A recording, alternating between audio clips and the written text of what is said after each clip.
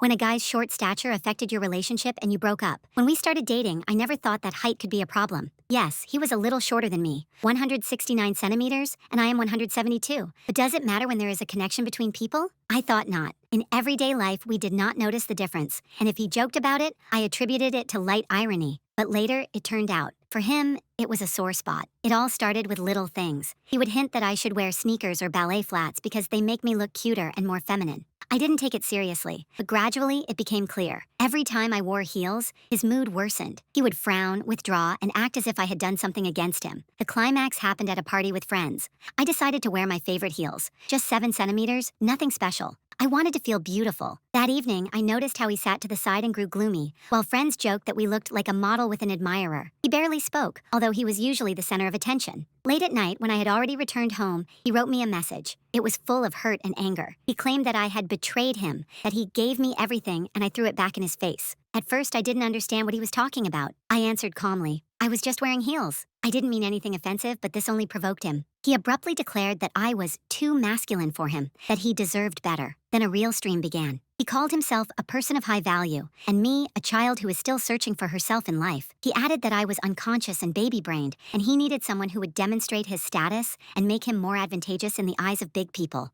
I read all this and felt something inside me break. Everything he said boiled down to one thing. I should be small, comfortable, emphasize his importance and hide his weaknesses. And the fact that I just wanted to look beautiful that night, he turned into a betrayal. I tried to answer, you have changed so drastically, I don't even understand what happened. It seems to me that you are picking on me for no reason. But he ended the conversation with a cold phrase, you are not who I need. Don't write to me anymore. I put the phone down and sat in silence for a long time. It was hard to wrap my head around. Was everything really falling apart because of heels? In fact, no. Everything was falling apart because of his complexes.